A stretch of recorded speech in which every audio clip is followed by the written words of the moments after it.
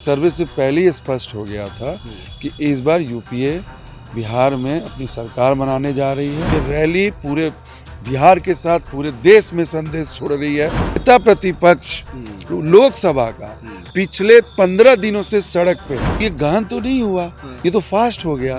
तो आप उसको तो बोलते त्वरित पुनरीक्षण तो समझ में आते हैं। वो जहां जाते हैं उसी की लैंग्वेज से स्टार्ट करते हैं। तो क्या वो पॉलिटिकल स्टैंड नहीं करते? प्रत्येक विधानसभा में कार्यकर्ता सम्मेलन करना पड़ रहा है, क्या जरूरी पड़ गई? वो भी आप 5 दिन के नेताओं को जगाया इन लोगों ने। बिहार विधानसभा चुनाव से पहले बिहार की धरती पर राहुल गांधी की वोट अधिकार यात्रा और साथ में है तेजस्वी यादव, पूरी महागठबंधन की सेना तैयार है। ऐसे में बिहार की राजनीति पर और आने वाले चुनाव पर इसका क्या असर पड़ेगा? हमारे साथ सौरभ जी हैं। सर, ये बताइए कि अचानक से राहुल गांधी के आने पर जो समीकरण था भारतीय जनता पार्टी का या एनडीए का, वो अचानक से भूचाल आ गया और उसके अंदर भी खलबली आ गई है कि लगता है कि अब कुछ बदलाव होने वाला है। देखिए, ये तो आपको मैं बता दूं कि ये पहले ही उनको अपने आईबी रिपोर्ट से भी आगे जाती है, चाहे उनकी सर्वे भी होती है।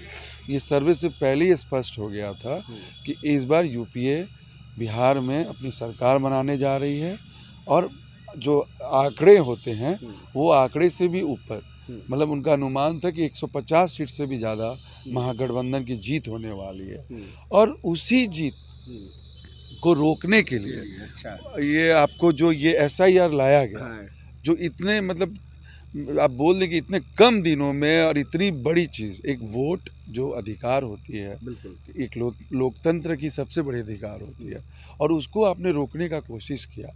अगर उसका आपका एक तो आप बोल रहे हैं गहन पुनरीक्षण, तो गहन के लिए तो आपको समय देना पड़ेगा। तो ये गहन तो नहीं हुआ, ये तो फास्ट हो गया। तो आप उसको तो बोलते त्वरित पुनरीक्षण तो समझ में आते, एक्सलेटर लगा दिया। तो ये कहीं ना कहीं उनका एक प्रोपेगेंडा था, उनकी मंशा थी कि हम जो भी वोटर हैं, और ये तो डिफाइन है कि हमारे साथ कौन कौन लोग वोटर हैं, क्या हैं, हमारे वोटर्स को रोकने के लिए, खासकर गरीब हों, जो गरीब हैं, दलित हैं, वंचित हैं, जो या बाहर काम करने के लिए यहाँ से गए हुए हैं, अल्पसंख्यक लोग हैं, उनको बेसिकली रोकने के लिए एसआईआर लाया गया।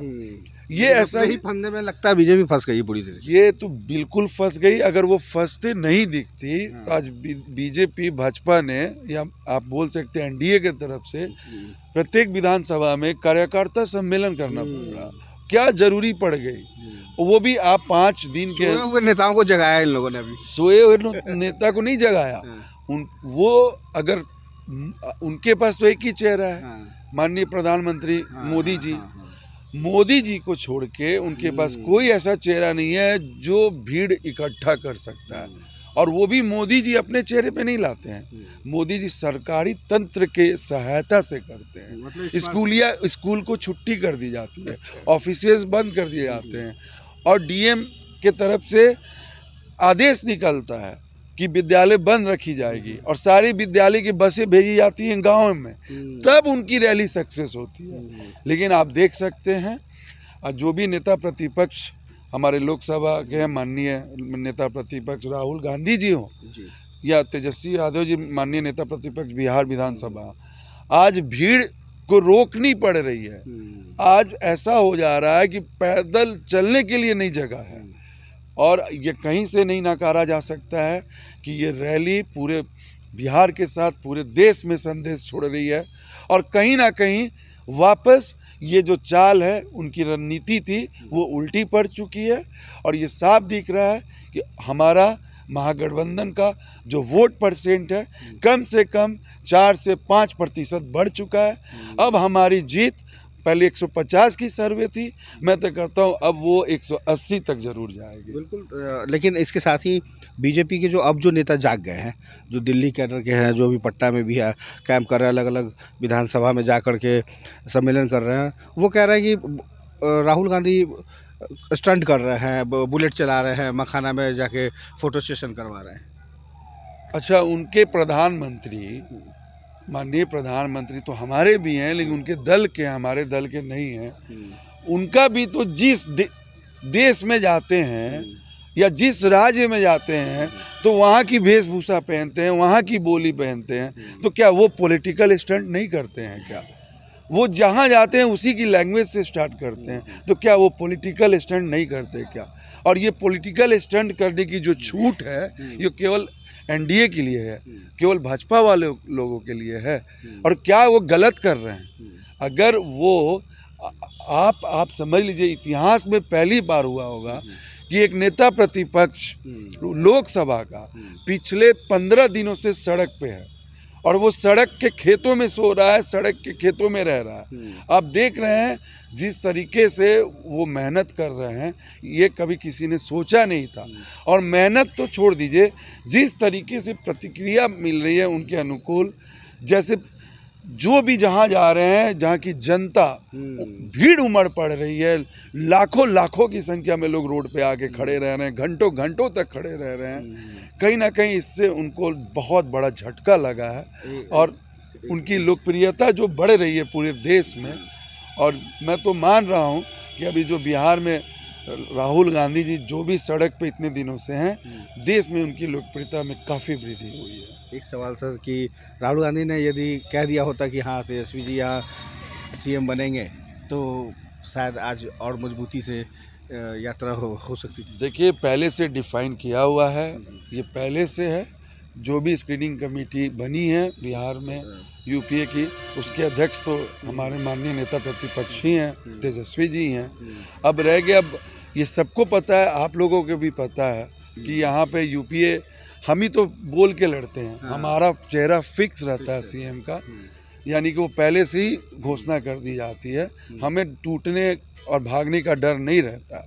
जिनको टूटने और जिनके दल को भागने का डर रहता है वही घोषणा नहीं करते हैं। और ये स्पष्ट है, ये घोषणा हो चुकी है कि हमारे इस महागठबंधन के यहाँ जो अध्यक्ष हैं वो हमारे आदरणीय नेता श्री तेजस्वी यादव जी हैं। क्योंकि अब हम पश्चिम चंपारण की धरती पर है तो बिना गांधी जी का नाम लिए कोई भी मेरा काम पूरा नहीं हो सकता। मान के चलें कि एक बार फिर एक बड़ा आंदोलन, एक बड़ी लहर। देखिए, ये तो आप बहुत अच्छी बात बोले। आपको पता है कि हमारी जो आज़ादी की नींव थी वो इसी धरती चंपारण से ही रखी गई थी। और ये हमारे लिए बहुत सौभाग्य की बात है कि आज राहुल गांधी यहाँ आ रहे हैं और रात्रि विश्राम कर रहे हैं। और वो भी मैं आपको बता दूं, जिस मैदान में आज राहुल गांधी ठहराव कर रहे हैं, जो जोकहा ग्राम के बेतियाडी पंचायत जनपटिया ब्लॉक में, वो कुड़िया कोठी ग्राउंड बोलते हैं। वो ग्राउंड में 1917 में गांधी जी का ठहराव हुआ था। हाँ, वो रात्रि विश्राम नहीं किए थे, लेकिन वहाँ उनका ठहराव हुआ था। उनकी वहाँ पे प्रतिमा भी लगी हुई है, सब चीज़ है। तो ये बहुत खुशी की बात है और गौरवपूर्ण बात है हमारे कि एक बार फिर से इतिहास बन रहा है कि राहुल गांधी जी भी आज हमारा यहाँ ठहराव कर रहे हैं और तेजस्वी जी तो आते रहते हैं। तो ये बहुत बड़ी बात है और हम उनका स्वागत करते हैं सारे जिले वासियों की तरफ से।